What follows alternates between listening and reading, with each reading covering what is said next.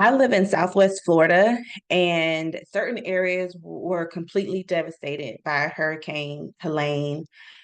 Prayers up to all the family, businesses that have been impacted by this. Is actually very, very scary.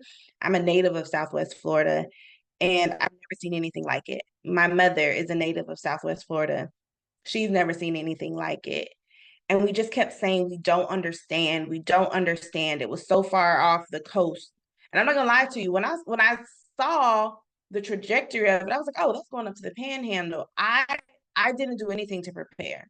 Nothing. I mean, I didn't go to the grocery store and get waters and food and things like that. And I just thought us in this area, honestly, I thought we were safe. I was like, it was so far away. But what I didn't anticipate, my mom kept saying it was just huge. And when I went back and I'm now I'm almost a minor meteorologist at this point because I've been just going down a rabbit hole. And I saw that it was just ginormous. And the bands were just insane. And it was just a lot. It was a lot. And, I'm always thinking of like, what are the lessons from this? And one is just really be grateful. Just like I've just been on a gratitude kick since just seeing all the damage, and it's people that I know, and I'm like, oh my gosh, I just cannot believe this happened. And the other thing why I'm so grateful is it was so odd. Like 5 minutes from you could be completely devastated and you're completely fine. And so there was no rhyme or reason for who got impacted versus who didn't. So it was really, really weird. And so just really being grateful for everything that you have in your life, from the big things to the small things, it was what came up for me. And then the other thing that I'm just noticing is there are still amazing human beings out in this world. I'm part of a organization called St. Pete Girl Boss, and I'm watching them partner with other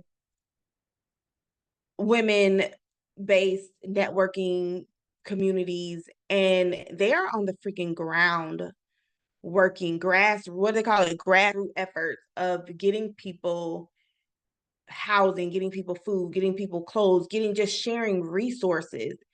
And just got me thinking, what if we did that just on a regular basis, and do what you're called to do? Because I messaged a friend and I was like, oh my gosh, I just don't know if I want to um like open my home for people. And I feel terrible about that. And she said to me, she's like, perhaps that's not your way of serving. Perhaps that's not what you're meant to do. And so I guess another lesson is quit looking at what other people are doing and focus on where are you being called and led.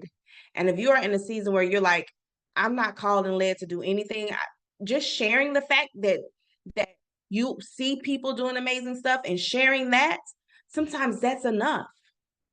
Like, I think just because you avoided catastrophe and you aren't showing up to do what you think you should be doing doesn't make you a bad person, doesn't make you wrong, doesn't make you anything, because clearly your heart is to serve, but it's really finding out what your sweet spot is, finding out where you want to serve.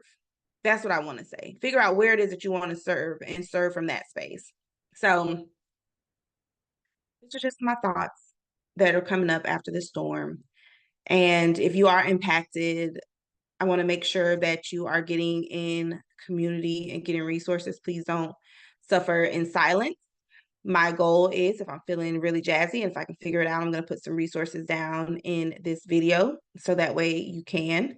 But yeah, we have to just come together in this time and do what you're called to do, because I just giving from a space of, oh, everybody else is doing it, so I'm doing it. What type of energy is that?